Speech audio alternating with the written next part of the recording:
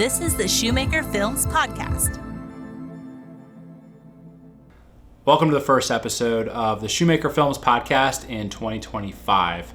I'm Dane Shoemaker, your host, owner, and founder of Shoemaker Films. We did rebrand the podcast that we started last year, Shoemaker Lab. We're calling it Shoemaker Films Podcast. Honestly, that's what we called it the entire time. That's what most people knew it as. So that's the name we're going to stick to. And we wanted to have it more exemplify our brand and the quality of work that we do on the commercial side. So you're going to notice the look and feel of the podcast episodes. Hopefully they look a little bit more elevated. The production quality is better. They're going to look more like a documentary, honestly, than a traditional podcast. So really super excited about the Shoemaker Films Podcast going into this year. We're going to have a lot of great guests, really focused on entrepreneurship, interviewing founders, as well as executives at, in the marketing and filmmaking world, right? So you're going to hear founder stories, interesting, journeys of starting businesses, as well as unique business models, creative endeavors from different people. So very excited about the Shoemaker Films Podcast moving into this year. And so with that, let me introduce our first guest, right? So Darrell Alston, he's a friend of mine, someone that we worked with about 2 years ago, did some content for his brand.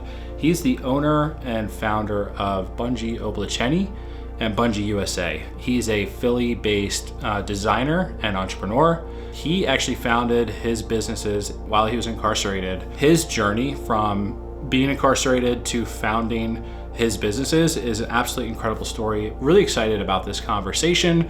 Really good tactical advice about his entrepreneurial journey, as well as some really fascinating story about, some of the hardships that he's encountered. So very excited for this conversation. I hope you enjoy it. If you've gotten some value from this, please subscribe.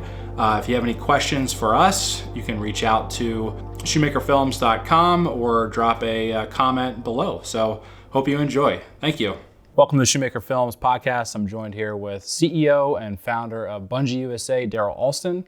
Welcome to the show, Darrell. How are you? Thank you, man. Thank you for having me. Yeah, appreciate it. It's been a while since we saw each other too. It has been a while. I appreciate it, man. And actually, when we first got connected, I don't know, 2 years ago now on Instagram, I remember we had a initial conversation where, you were into the sneakers, making the sneakers at that point, and obviously Shoemaker. We reached out, and you had been this stuck with me very, since that time. But you were almost like, man, it's like fate. We met up, right? The Shoemaker. And the Shoemaker. Yeah, I was just about to tell that story. I remember when I went into my DMs and I saw Shoemaker Films. I'm like, I need to use these guys just because of the name, just because I was in the shoe business and your name was Shoemaker. So it definitely worked out really well for me. Yeah. And I just feel like your story and your come up and your journey as an entrepreneur is incredible. And I know you've been on a lot of podcasts. You've been on VH1. You've been on the Nick Cannon show. But I want to hear your story today from you. I really want to hear some of these intimate moments, maybe where, how you're feeling during some of these times and really just get to know you a little bit better as a person. Okay. Well, just let me know where you want to begin at. Let's start. Let's get it. Yeah, let's do it. So tell me about Bungee USA. Where are you at now in your business? Bungee USA is a luxury fan gear brand where we just do luxury goods for sports teams. And it all originated because last year I went to go get my dad something for Christmas. He's a huge Eagles fan. And I didn't see anything that I liked. Everything was just the same as that thing. And I pretty much bought him everything that you could possibly buy. Yeah. So I just decided I was going to make him one. And when I made the shirt, he loved it so much that I was like, you know what? Maybe the whole world, not the whole world, but most of Philadelphia fans would love it too.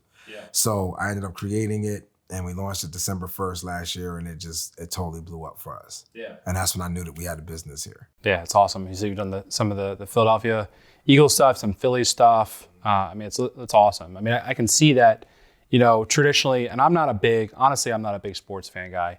I have a couple jerseys, a couple hoodies here and there, but that's kind of what you have to choose from. Jerseys, you got hoodies, t-shirts, but you have kind of an elevated style on your items. Tell me a little bit about that. What I try to do is I try to just do things that are different. So it's like whenever I wear one of my items to a tailgate, people automatically flock to me. Like it's just automatic. There's no questions asked. It's just, I gotta see what this guy has on. And that's pretty much what it was that I used to make my brand off of before. Like when I used to make Bungee, I specifically made it for the people that would go on stage or someone that was trying to get attention when they went out. And I do the same exact thing with Bungee USA. It's just a totally different piece of merchandise. Yeah. But besides that, it's the same concept. Like I want to make something that's going to have someone come to you to find out what it is that you're wearing and how you got it. Mm-hmm. So that's what my concept behind it is. Yeah, it's pretty cool. Thank you. So tell me about, you started the brand when you were incarcerated. What was that like being incarcerated? What were those first sketches like? What inspired you to actually come up with the brand? Basically what happened was, I had a sneaker store prior to, my arrest. And when I ended up doing that, that was still fresh in my mind. And as soon as I decided to sketch something, the sneaker just came out. Yeah. And it literally looked like I laid a sneaker on a piece of paper. That's how good that it was. Nice. So you owned a sneaker store? You worked there, or you actually were selling? I owned it. You were selling sneakers? It was down on South Street. We used to get like Air Force Ones and stuff. We used to customize them. But I had maybe 8 artists that would draw on the shoes. Sure. And then my friend Tony, he would run the business. I just basically financed it. Yeah. Okay. But like I said, since the sneakers were so fresh on my mind, it was that's what I decided to sketch when I decided to sketch something. Nice. Okay.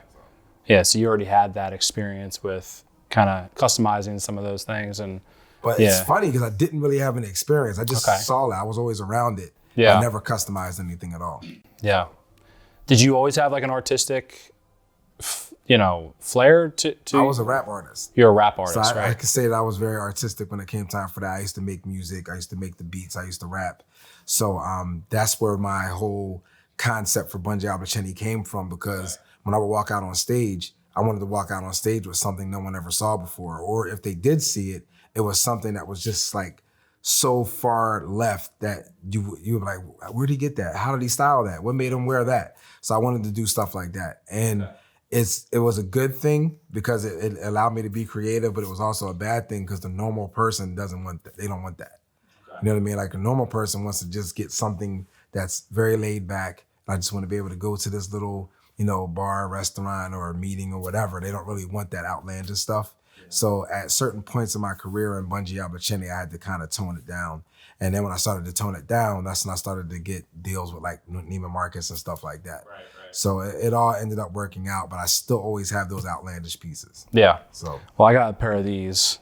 I really like these, and no BS. These are some of the most comfortable shoes I've ever owned. I don't know if it's the soles or just everything, but and then I have a pair of I think it's the Camarillos, the kind of the leather ones. Those are kind of my going out to dinner shoes. Yeah. Right. So. Tell me more about the rap career, because I know did you tour with LL Cool J, right? LL Cool J, I actually ran into him a couple of times. He mentored me. I used to tour with Nelly. I used to do a lot of different things with different artists. Yeah. Okay. Yeah. What time frame was that? Were you out of high school then? Or? Yeah, I was out of high school then. This was probably around anywhere from 99 to 2003. Okay. That was my prime years when it came time for the music. Okay. So you're touring with LL Cool J, with Nelly? That's wild. Yeah, when I say I was touring with them, I wasn't like on the bill with them, but it would be let's say if LL came to town, there would be a local guy that's trying to put the whole show together that may let someone like me perform to open up. Okay. So it was more like that. It wasn't like LL was I gotta have this guy on. It wasn't like that. Okay.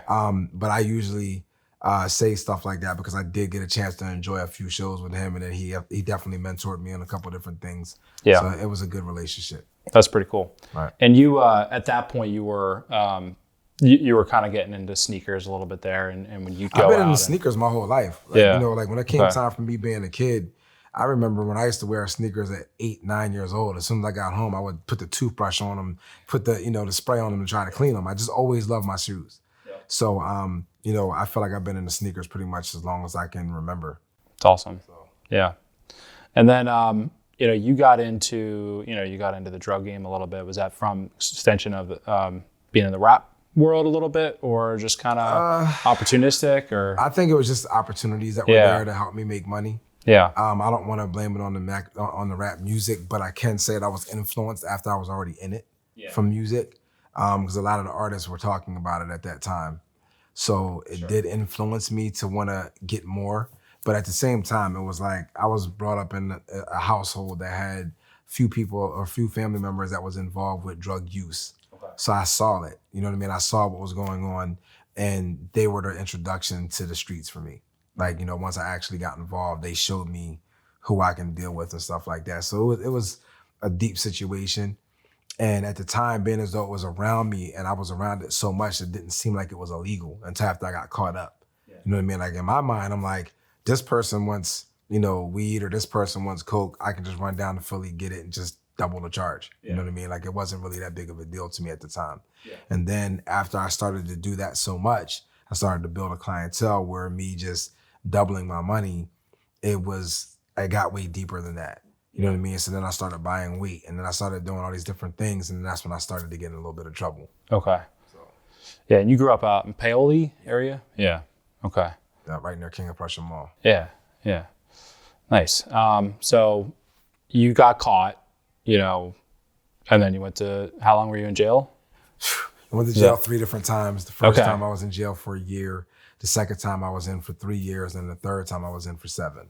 Okay. And then I straightened up on my 7th one. So you'd go in for a year, you went on parole, or the first one was just probation. Probation, okay. And then the second one I was on parole. And then the third one, when I got out, I was still on parole. Yeah. And did you kind of fuck up then when you're out on parole, or the first 2 times I did? Yeah. You know, and it's crazy because I try to tell these kids now, because, you know, I always try to give back, and I try to speak to kids. Yeah. And to me, it's just amazing how smart that police and, you know, probation and parole officers are, because they all work together and we don't even realize that. So for me, I used to get in trouble. I never did drugs. I never drank, but I used to sell it. Yeah. So with the fact that I used to like cook up coke, or I used to bag up stuff and stuff like that, it would get in my system just because of me touching it, or because of me inhaling it. So sometimes I would go take a urine test with the PO. I know that I don't get high. So I'm like, I know it's going to pass. And then it's like, I get a hot urine. And it's like, how the hell am I getting hot urine? So I would get in trouble like that. So they would send me back to the halfway house for 90 days. Or I would get in some other trouble. I would get locked up for 2 weeks and stuff like that. So I was going through the same type of stuff that like someone like Meek Mill was going through, where it was like every couple months he would go to jail for some kind of parole violation. Yeah. That's real. It was really happening. Yeah. I remember I went back to jail for a week or maybe 2 because my dad got into an argument with my PO. Like it was just stupid stuff like that. Yeah. Wow. This one day in particular, and I make this story really, really quickly. My PO came to my house to get, you know, to talk to me, get a urine and all that. And he said some disrespectful stuff and didn't realize that my dad was in the other room. So my dad came out and was like, hey, listen, I know you're his PO, but don't talk to my son like that in my house. And then the guy just ran out the back door and was like, turn yourself in on Monday. It was like a Friday afternoon. I'm like, shit, excuse my language, but I'm like, man, I got to turn myself in on Monday because this guy is yelling at him. So I was kind of mad at my dad, but I ended up going to jail for like a week and a half or something like that. Okay. So it being on parole and probation is a wild thing. I can't imagine. It's like it's like rolling a boulder up the hill or something like that, right? Constantly. To me, I don't understand the system, because you would think that if someone gets in trouble and then when they get out of prison, they're appointed a parole officer or a probation officer, you would think that parole officer or probation officer is there to help. Yeah. They're going to try to help get your life structured and help you get back into society, when it's the complete opposite. It seems like this guy or this woman, and I'm not going to say that all of them are like that, I'm just going to say from my experiences, it seemed like you're already down on your luck, and then they're just kind of just sticking their foot on top of your head and your back just to keep holding you down. That's what it felt like to me. Sure. And again, I'm not going to say that every PO was like that. I'm just saying what my personal experiences were. It was like there was no help, like, maybe you should try to work here, or I know this person that can help give you a job, or, you know, maybe you need to try to structure your time like this to be able to do it like that. It was always, your curfew was at this time. If I come in there and you're not there, you're going back to jail. If I give you a urine test at any given time, if it's hot, you're going back to jail. And then they'll do stuff where it's like, on a Saturday night, they'll pop in your house at like 7:30 to see if you're home. If you're not there, you're going back to jail. Like, it was like little stuff like that. Yeah. You know what I mean? So it's like, again, it's not helping you get back into society. It's more, and I always looked at it where it's like, damn, if I just did 7 years, why are you telling me that after I did this 7 years that now I have to come home at 6 o'clock at night and I can't leave until 10 in the morning? You know what I mean? So from 10 to 6, I'm allowed outside. But after that, I got to go in for a drug conviction. It's like, it's a lot. It's nonviolent. Yeah. I didn't do anything to anyone. I sold some weed, stuff like that. Like, why does it continue? Why, like, and then it's even like right now, it's like, even though I paid my debt to society, I came home, I walked off my parole and probation, I paid off all my fines and costs. And as of right now, even if I tried to get rent an apartment, if I try to get a job, if I try to do anything, this stuff is going to come back to bite me in my ass. And it's like, no one thinks about that. So instead of it being a 7-year sentence that I thought that I got, it's really 7 years to life. Yeah. Because for the rest of my life, this is going to be on my record. And it really sucks to have to live like that. Yeah. And then it's like, even like in this business, it's like, on one hand, my business blew up because everyone found out where I came from and how I created this brand in prison. So it was a good thing on that part. Mm-hmm. But then when it comes time for dealing with stores and dealing with the corporate America, they're automatically judging me because I went to prison, and then it makes it much harder for me to be successful dealing with these people. So it's like a catch-22. So it's like the streets and the public love me for everything that I conquered, but then corporate is looking at me like I already have like 5 strikes on my record to make it where they don't want to deal with me. So it's kind of discouraging at times, but I've never been the kind of person to quit. Yeah, I don't think so. Yeah. Yeah. It's like a double-edged sword though, really. I mean, people love your story. People are drawn to it. You're like a PR machine, but then when it comes to push comes to shove, right?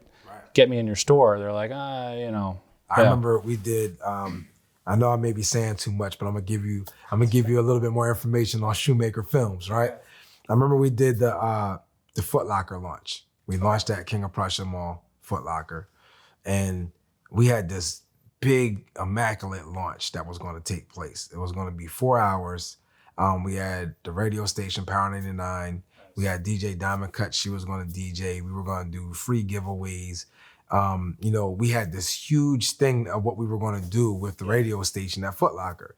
And I remember I felt like a superstar when I was walking in because it was just like, all this hype. People. It was just such a crazy thing. When I walk into Foot Locker, I'm thinking everything's all good, but now I already have in my mind that there was a whole bunch of security that was up on the top level, and I still didn't take into consideration why. Yeah. When I got inside Foot Locker, they were like, instead of it being a 4-hour event, we're going to do a 2-hour event.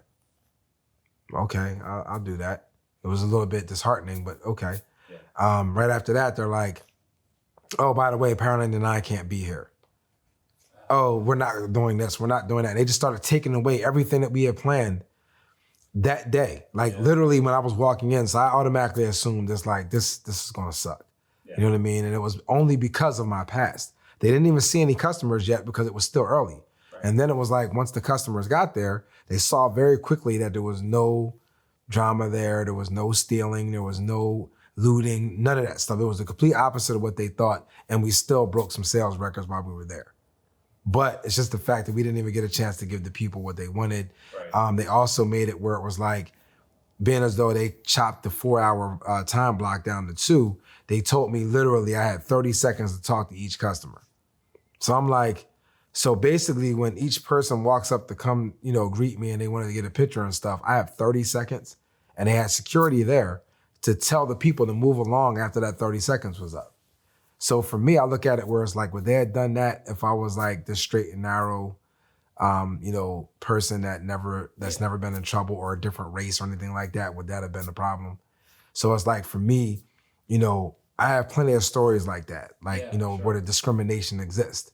And it's like, I've been in meetings where, I would have a different race person that works for me in the meeting with me, and we'll be talking to someone on a corporate level, and they'll look at that person the whole conversation and won't even look at me. And I'm like, well, I'm the one that owns the company here. Like, you do realize that, right? So if you do business, you're doing business with me. That person works for me. And it's like, to me, it just really blows my mind how it is Because I would have thought that growing up with all the different people that I grew up around, 'cause I grew up in a predominantly white neighborhood. I went to a predominantly white high school, which was Conestoga High School. I never really experienced racism like that. And to me, I look at it where it's like, we're at the age group now where our age or my age is the guys that are running corporate. We're the ones that's running all these different things that's behind the machine, right? So you would think that I didn't see any racism from them. Why is there still racism going on? You would think that people that are in like their 80s and older would be the ones that may have had a little bit of racism in them. But like, you'll be surprised, man. Racism still exists in 35-year-olds. Like it's crazy. Yeah. So to me, I just don't get it, because like even when it comes time for my business, it doesn't matter if you're a male, female, white, black, Chinese, Spanish, whatever it is that you are. If you fit that like job description I'm looking for, I'm hiring you. Yeah. I'm not gonna hire you and say, oh, you're a woman, you can't speak. You know what I mean? Like all of us are on the same level, we're on the same playing field, and my business works out great that way. Yeah. You know, so there's no one on my team that could possibly say, oh, he discriminated against me because I was a different race or because I'm a woman or anything like that. Yeah. So it's a very interesting conversation. I would keep you here too long. I love it. No, this is good stuff. Yeah. Yeah. So back to, the birth of Bungee, right? I mean, first of all, you're incarcerated. What was that first experience like? I mean, walking into jail. The very first time I went to jail, it was scary, but at the same time, it was like, I kind of knew everyone. Yeah. You know what I mean? Okay. Because it was like when I first got locked up, I was in the county prison. So the county prison was all like the surrounding like towns that I grew up in. It was all of them that were in there. Yeah. So it was like I didn't really feel like I was out of place because I knew a lot of the people. Okay. But at the same time, it was like my freedom just got taken away. Sure. This officer is telling me when I can eat, when I can use the phone, when I can shower. You have other people that are from out of town that don't know you, so they're kind of looking at you like, how can I get over on this person? Yeah. There's a lot of little things that was going on that was like, damn, I gotta stay on my toes. And then at the same time, you don't really have time to like stress out, cry, call mom, like, well, I gotta get out of here because everyone's watching. Yeah. So like, just imagine you being in a situation where you're the fish in the fish tank and everyone's staring at you, and everyone that's staring at you is trying to find ways to either extort you, take something from you, take your phone time, take your lunch, whatever it is that they could possibly get from you. That's what it feels like you're involved in when you go to prison. Yeah. It's not a quiet thing. I remember when I was trying to go to sleep, it's like everyone's yelling and screaming, and it's like, it's just a wild experience, man. It's something that even to this day, I still have nightmares about being there. Really? Yep, to this day. What was the like the first time you picked up a pen and paper and sketched a shoe? What prompted you to do that? I remember I was on the phone with my mom, and my mom was like, baby, I don't know what you're going to do with your life. Like, they're doing background checks and you got in trouble, you ruined your whole life. And it was one of those heartfelt conversations where it was like, I don't know what you're going to do with yourself if you don't like figure it out now. It was one of those type of things. Yeah. So at that point, I was like, I have to do something with myself, and I just prayed on it. Yeah. And when I got done praying, something just told me just to start sketching. And at that time, I didn't even know that I could sketch. That's the thing that's weird. I never tried to do any type of characters. I didn't try to do anything growing up. So it was like me picking up a pencil at that time, it was like a very new experience for me. Yeah. So that's how it all got started. It's awesome. And then was it a shoe the first thing you drew, a shoe, or was there other stuff? Like... The very first design that I did was a shoe. It's actually on the wall back here. Yeah. That was the very first shoe that I did. And at the time, I wasn't doing shoes to try to like create a brand. I actually was just trying to create art that I could put on my wall. Mm-hmm. And then it was like, as the years progressed, because I was doing this for years. It wasn't like it was like I designed one thing and then next month I came home. It was like I started designing stuff on like my third or fourth year in prison. Okay. So I had like 3 years left of just designing every day. Okay. Every day it just kept getting better and better. So by the time I got out of prison, I had like, 200 sketches. I had sketches of jewelry, I had sketches of glasses, sneakers, apparel, anything that you could possibly think of that you can wear, I had it. Okay. So Yeah. When did you feel like this could be a business potentially? I want to say after I got done maybe like 50 sketches or so, I ended up showing a bunch of guys that I was incarcerated with what I was doing, because everyone used to walk past the cell and see me in there like really, really into my sketches. Yeah. And then one of them was like, man, let me see what you're doing. So when I started showing them my sketches, they were like, yo, like this would be dope if you had like this as a real sneaker, and oh man, you should think about doing this and that. So once I started feeling like more people were saying that to me, I felt like, damn, maybe I can do this. Yeah. So at that point, that's when I started making phone calls home like, Mom, is there a way you can send me some business books? Okay. I need to come up with a business plan. I need to figure out how I'm going to be able to do certain things with this business. And I just started reading books. I put the whole business plan together, and that's how I came home and I executed. Yeah, nice. Were there people in prison that were influential on? Yeah, of course, on several levels. Like, okay. I met a lot of different artists, for example. The artists were showing me different tricks of how I can, sketch some of my stuff. Yeah. I ran into different business guys that may have been in there for some kind of fraud, tax evasion, stuff like that. So you run into all different types of people in there. When they see you doing certain projects or they see you doing certain things, they come to you. You know what I mean? So it was like, if I'm sitting out there with a business book, if someone just happens to walk past, like, one of the rooms that I'm in or something like that, and they did business before, they want to sit down and talk about what they know. Yeah. So once I started, to talk to different people, it just went from there. That's cool. So yeah, I mean, it's interesting. Like in prison, there's people that are out to get you, but there's also people, that are kind of interested in looking out for you. Yeah. Yeah, the prison thing is very interesting, because if you're not like street smart, you're gonna struggle in prison. Yeah. Like, I'll give you the perfect example of something where a guy got me from me not being on point. Okay. I come in, and this guy automatically knows that when you first get there, you don't have any food, you don't have anything. Like, you can't even get commissary for like 2 or 3 weeks when you first get to prison. Right. So I guess he can kind of tell with the way that you carry yourself what kind of individual that you are. Yeah. So even though I had money on the books, I still couldn't use my money, because you have to go through a process before you can start ordering things. So he kept pushing these cookies on me, like, yo, you want some cookies or whatever? I know you're in here starving, you haven't eaten anything, blah, blah, blah. And in my mind, I'm like, I'm not taking these cookies. Like, I'm not doing it, right?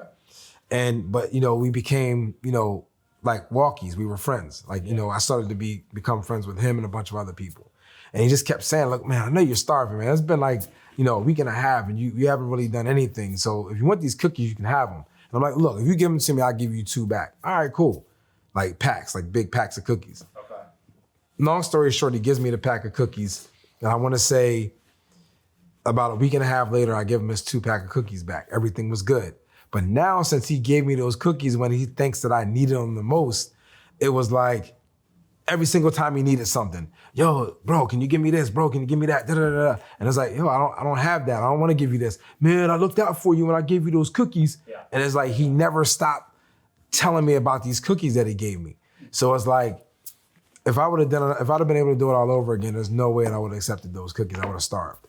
You know what I mean? But it's like little stuff like that where it's like, in his mind, he knew that he was going to ask me for much more stuff than those cookies. Yeah. That's the reason why he kept trying to push them on me, because he wanted to be able to ask me for stuff later. So that's the reason why I was just like, next time I just had to be mindful of that. And that was the very first time I got in trouble. Okay. So when it came time for, me getting moved to different prisons, or when it came time for me getting locked up the second and third time, I didn't make those mistakes. Yeah. You know what I mean? So yeah, you knew by that point. Yeah, right. A little bit. Yeah. Yeah. It's just crazy how when you're in there with, murderers, thieves, rapists, extortionists, tax evaders. You're in there with all kinds of different people. Yeah. And it's like everyone's in there trying to get their hustle on and trying to figure out how they can get over. Right. You know what I mean? It's not like they just go to jail and just kind of just sitting there waiting until they go home. Yeah. It's much more to it than that. So you have to be very strategic when you're there. Yeah. There was a quote that you said in the Earn Your Leisure podcast about your mom, and you referenced your mom a little bit too. Like, what's your relationship with your mom and your dad? And what kind of influence did they have on you as a person, the business, things like that? Okay, so my mom is my best friend. She's been my best friend since I was a kid. She is a mom. You know what I mean? Like, when you say the word best friend, people kind of think that that's like you have a friendship relationship. Yeah. She's still my mom. She still corrects me to this day. If she saw this podcast and I said anything without using my INGs, I'm getting a phone call. She snapped on me about getting tattoos. So it's like, my mom is just, she's my ultimate person. My dad, me and his relationship was always a little rocky, but I always respected him and I always looked up to him. So he was the one that kind of pushed me to be an athlete. He's the one that kind of pushed me to never quit anything that I put my mind to. So I owe him a lot, but we always saw things differently. Yeah. And especially when he found out that I became, a drug dealer, he hated it. He doesn't like drug dealers, so he didn't talk to me for years. Even when I was incarcerated, he didn't talk to me pretty much the whole time that I was there. And then it was like when I came home from prison, it was very hard to try to build that relationship back up with him. And then it was like over a period of years, when he started to see that I was doing the right thing, then our relationship started to get a little bit better. And then on top of that, Nick Cannon is his favorite guy. His favorite movie is Drumline. So when he saw that I was actually on TV with Nick Cannon, and Nick Cannon was asking questions about me, that's when he kind of was like, oh, okay, you're doing the right thing now. Yeah. So, now my dad and I were really, really good. Yeah. We're in a really good space. And, my mom and I, we've always been in a good space. So my parents are good. I'm the only child too. Okay. So, yeah. Yeah, so it worked out. So you're the baby boy, huh? Yeah. What was there was a quote though that said like, because you have a record, you're gonna have to build something on your own in order to be successful in life. Yeah, she was telling me that because she used to work for Martin Marietta, and she was telling me about how Martin Marietta was doing background checks on all the employees. Yeah. And she was like, if people do a background check on you, you're going to be in a lot of trouble because you have this crazy past, which, it was possession with intent to deliver. It wasn't nothing more than that, but that's still huge because it's a felony. So she was telling me like, listen, like you have to create your own business if you want to survive out here. Like that was her word verbatim. And I took it and ran with it. Like I was just like, I have to create my own businesses in order for me to survive. And that's just what I stuck by. And it's amazing to me that, I can have 34 felonies and I can still run for presidency. Yeah. I'm not I can care less about the fact that he won. I'm just tripping off the fact that I can't even get a job at certain places or even move into certain places, but you can still have that many felonies and run for president. You know what I mean?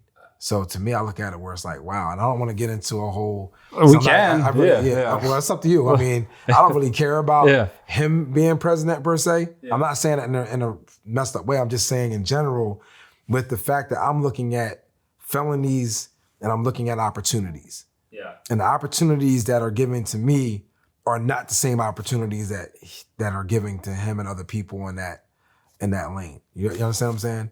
So it's like, I kind of feel like if you can get 34 felonies and run for president, why can't I have 34 felonies and work at this place or work in Vanguard or something like that? Like, it's not going to work. Just get a job. Yeah. Right. Yeah. So that's all I'm saying when it comes time for that. I just think it's kind of weird. It's definitely a double standard. I don't know. Yeah, I kind of feel that way with men and women too, though, because I talk to women that, work at certain positions and they get paid less than the man that are in that same job. So that's kind of, what they deal with regularly. So, yeah, women, minorities. Yeah. There's a lot of things we got to fix in this world. I know, let's go. You brought up something also in, I think your podcast I was listening to this morning about like some. You did your research. Of course I did. You brought up Earn Your Leisure. You talk about the podcast. Yeah. Okay. DEI initiatives. Mm-hmm. Let's get, what's your there's a pushback on that right now. Right, in corporate America. Do you have an opinion on that, or? I think when I spoke on my podcast, I think that I didn't have enough education and knowledge on it. Okay. I kind of ate my words because at that point, I kind of looked at it where it was like, you got to hire the person that's best for the job. Yeah. And I still agree with that. But I didn't realize that you can be the best candidate for the job, but they still won't hire you because you're black or you're whatever other race. And they'll take someone that's less qualified just to make sure that you don't get in there. Mm-hmm. When I started to hear things like that, I'm like, damn, like the DEI program is important. Like it's important to have because, it's kind of forcing you to have to put people in place that, may not look like you.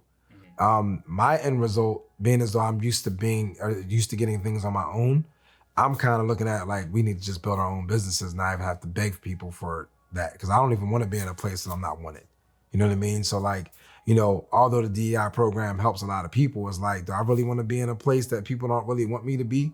And then, I talked to a couple of different people after that podcast and they were telling me like, when they get into arguments with fellow employees, they'll mention it. Like, you're only here because of the DEI program. It's like, who wants to hear that? You know what I mean? Like, that's not right. Like, so it's like, for me, it's a double-edged sword with that. Yeah. So what was your first move out of prison then? My first move out of prison was I became a barber. I ended up getting my barber's license while I was in prison too. Okay. So I started working at... So you were cutting hair and... Yeah. So I started working at 2 different barbershops. One barbershop I worked there from, Sunday to Wednesday. And then Thursday, Friday, and Saturday was a different barbershop. Okay. So that's how I was doing. I was working 7 days a week when I first came home. Nice. And so you're cutting hair, and I think is that when you started to design, like get shoes put together? Yeah, after I started cutting hair, I decided that I was going to get a few of those designs that I made. I figured I would get a couple samples made. And then I started getting samples, and then I had these samples put in the window. So that way I can like glance over every once in a while and see what I would like to change on it, what I can do to make it better. And I just happened to have someone that walked past that was very interested in my shoes that ended up helping me get started. Mm-hmm.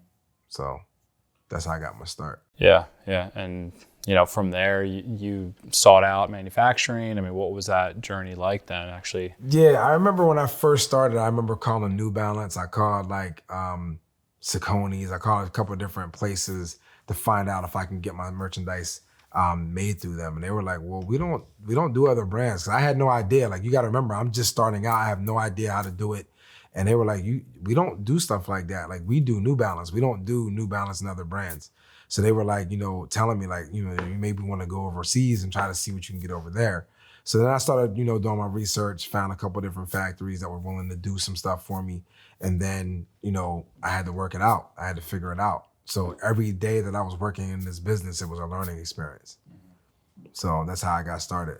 When did you when did Bungee Obliceni, like, I mean, you came up with that name. How was that actually? Bungee stands for all the ups and downs that was going on in my life, and I compared it to a bungee jump. So when you jump off the bridge and you have the bungee cord, you're going down, you're going up, you're bounce. That's what I felt like my life was like. Right. And then Obliceni was just a synonym of apparel. I wanted to try to be a little bit more creative than just saying Bungee apparel or Bungee, merchandise or whatever. I wanted to try to be a little bit more creative. So that's where the Obliceni came from, which is a synonym that's a Czechoslovakian word. Yeah. That's for clothes. And what's been the, you're kind of, shifting now more to the Bungee USA, the sports apparel. What was that kind of last 2 years, that journey like, Bungee Obliceni, and then what was the genesis of the sports apparel and kind of?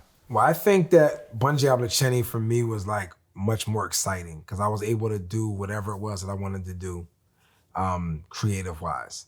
But what happened is sometimes I was a little bit too creative where people would be like, it looks good on you, but I wouldn't be able to wear that. I started to experience that a lot. So then I had to kind of like bring it back and tone it down a little bit. And when I had to tone it down, I didn't like it anymore because I like to be me and I like to be as creative as I possibly can be. When it came time for dealing with the Eagles merch, I can get as outlandish as I want. And people see that Eagles like green, they want it just because it being outlandish. So like one of my hoodies is called a suit of armor. It has removable shoulder pads. It has like a face mask. It has like a helmet that looks like a hood. So it comes with a lot of different features on it, but I would have never been able to get away with that if I was doing an Obliceni piece. Okay. So it's like, I can still get creative, but that's the difference between the two. I have a lot of creative things that I can put into a Bungee USA piece over a Bungee Obliceni piece. Tell me about, we'll kind of rewind a little bit. How'd you get the Nick Cannon? How'd you get connected with him? How'd you get on the show? When I started doing, I hired a publicist. And I remember when the publicist came here, his name was Peter Breslow. He came here and he was like, I don't know what I'm going to be able to do with this, but I think people may be interested in your story. And I was like, all right, cool. So he just left after he basically got my whole story. And I want to say he got me like a Channel 3 piece. And I just said real quick, I had 6 seconds or something like that. I was like, my name is Darrell Alston. I designed this sneaker while I was incarcerated. And that was the end of the interview. Like, it was just something that was very quick. It was on Channel 3. And the next thing you know, it blew up for me. So I started doing like TV shows. I was on every single news channel after that. People wanted to hear more about how I created this sneaker while I was incarcerated. And then that led to me being a regular basically on Fox 29, where they wanted to know more about my business, more about what my next moves were going to be. And then they called me asking me if I would do a custom piece for Nick Cannon. And when they asked me if I could do that custom shoe for him, I was like, is it possible for me to be able to be the one to give it to him? And then they even came back and was like, not only can you give it to him, we'll let you give it to him on air. So then when Nick Cannon got there, you know, they brought me on air with him. I gave him a pair of sneakers with his face and stuff on it just as a gift. And when I gave him that pair of shoes, it turned into a relationship, or friendship rather. And I remember when we left the set, when I walked around to the other side of the set, he came with me and was like, hey, listen, what's your phone number? I gave him my phone number. And he was like, yo, man, I really want to put you on my show. He was like, are you available this week? I'm like, man, Nick, you're not going to call me. Cut it out. And he was like, yeah, man, I'm telling you, like, I want to put you on my show. I want to interview you. So I gave him my number. We shook hands. I showed him a little bit more merchandise. I actually gave him a couple pair more sneakers. And then after that, by the time I left Fox 29 and started to head back to this office, I had a phone call from his team. And they were like, listen, I don't know what kind of conversation you had with Nick, but he wants you to come to New York on Monday. This was like a Thursday morning. He was like, Monday, he wanted me to be in Harlem. So Monday I went out there. He sent the ride to me. I went out and Nick treated me like royalty. Like, he treated me like I was the superstar. I was the celebrity. And everything went well. It was just a really good time. That's wild. Yeah. And that was like one of the biggest shows that I did at that time. You know what I mean? Because it was national coverage, and it just blew up. And then after we did that, you know, we did Inside Edition. We did the NBC Today show. So it was like, it just kept getting bigger and bigger and bigger. And it's funny because everything happened so quickly that I didn't even get a chance to enjoy it. You know what I mean? It was like, you know, one day I was in here trying to tell this publicist what it was that I wanted to do. And the next day, it felt like I did 25 interviews, numerous, you know, podcasts, numerous magazine articles. I was on the cover of certain magazines. So it was a lot of different things that happened. But like I said, now that I reflect on it, it's like, damn, like I accomplished a lot of stuff. You know what I mean? I didn't even get a chance to even, you know, enjoy it as it happened. Yeah. You know? Yeah. Any regrets or anything like the only thing that I regret is that I wish that I actually took a moment to breathe and actually took a moment to be able to get more footage and to get more things to be able to show what it was that I accomplished, because things were happening so quickly. I didn't have time to get a cameraman or to get a Shoemaker Films to follow me around. That would have been perfect because we'd have been able to get everything on camera. But it's like a lot of things that I encountered that was like really, really good. It's just going to always be in my memories because I didn't get a chance to do it. And then before I knew it, after I got done doing all that, I'm getting a call from VH1 like, hey, we want to do your life story. And it's like, okay, cool. Where do you want me? Connecticut next week.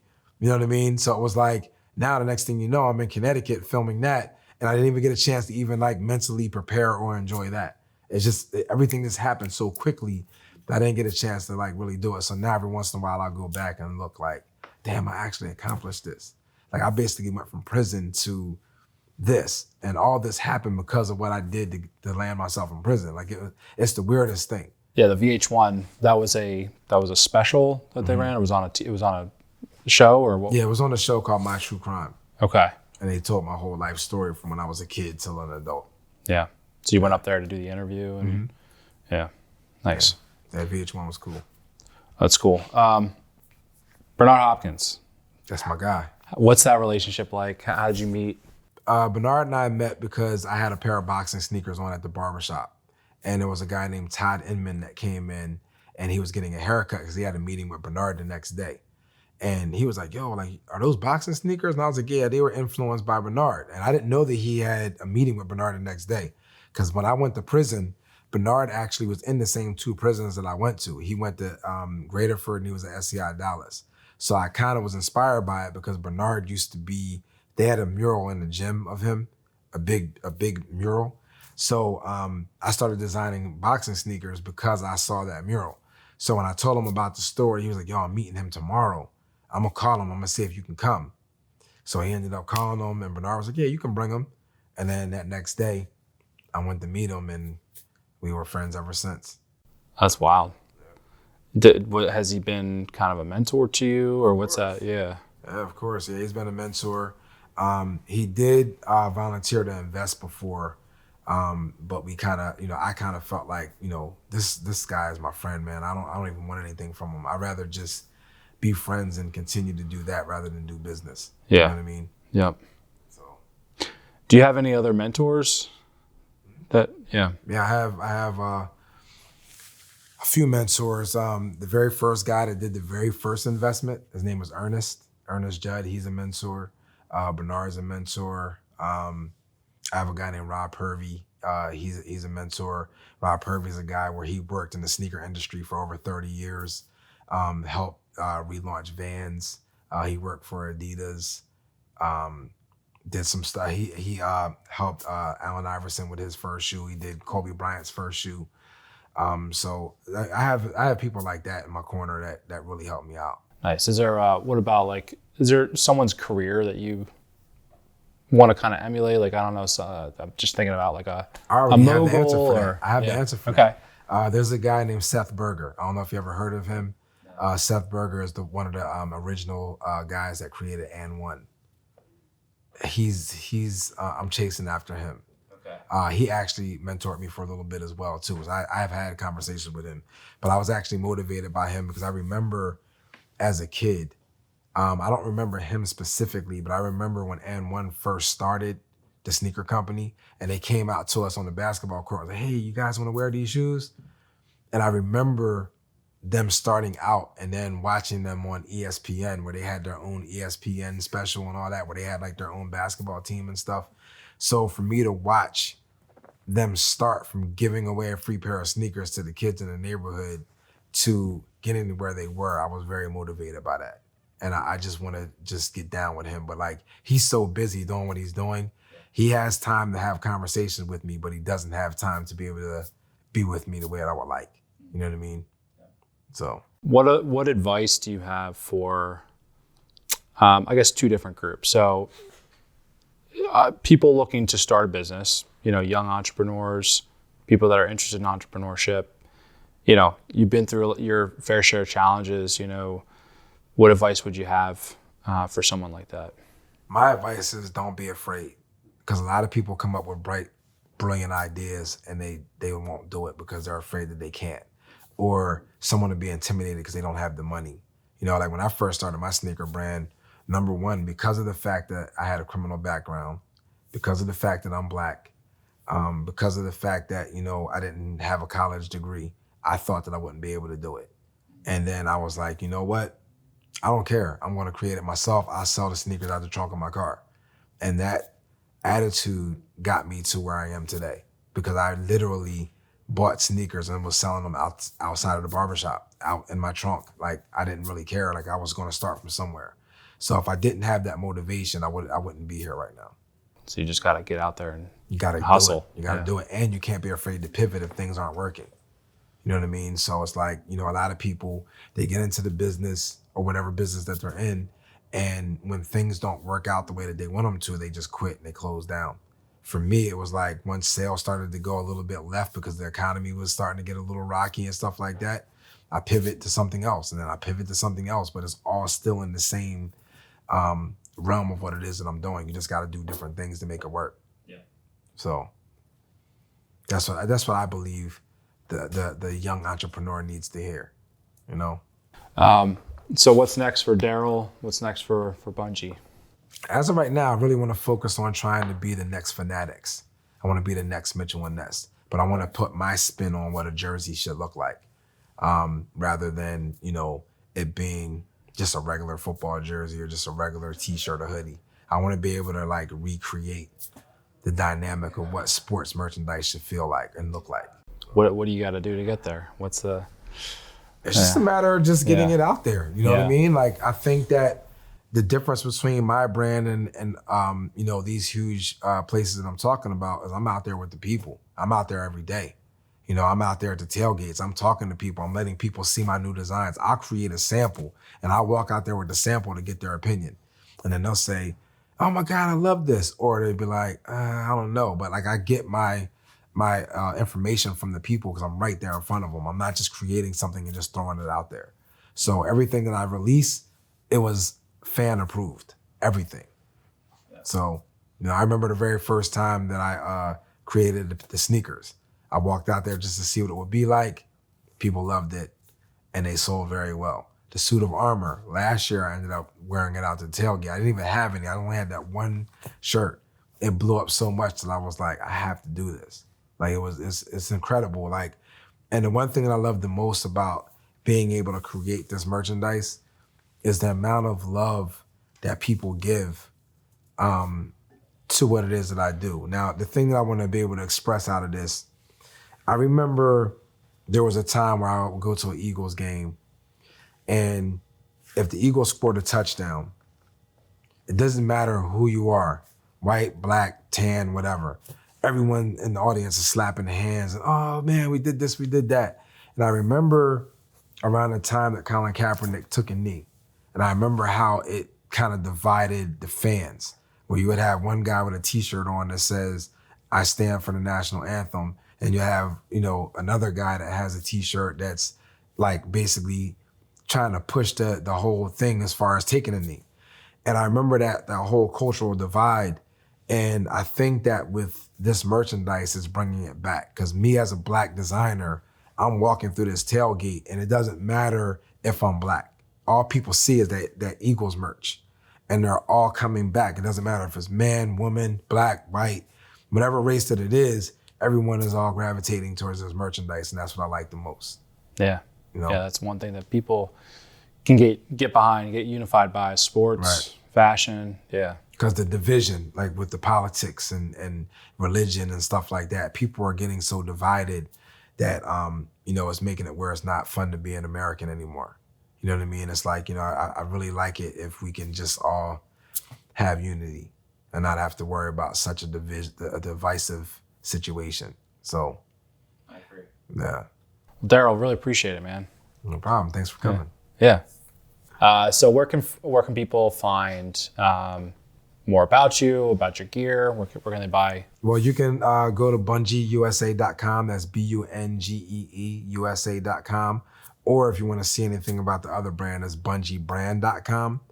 And if you want to know anything about me, my personal story, you can just Google search Darrell Alston. That's DARRELL ALSTON. And then you can put Darrell Alston Bungee brand or something like that. And all of this stuff is going to come up. I have a couple pages now. So, you know, if you want to see the VH1 interview or if you want to see Nick Cannon, any of that stuff is all out there. Cool. So, all right, good stuff. Thanks, Darrell. yes, sir. Thanks for listening today. This was an original production by Shoemaker Films, LLC. If you enjoyed today's content, please consider subscribing on YouTube, Apple Podcasts, Spotify, and wherever you get your content. Follow us on Instagram at shoemaker.films. If you're a business either interested in our services or you'd like to be a guest on the podcast, please get in touch by using the contact form on our website, shoemakerfilms.com. Thanks again, and we'll see you next time.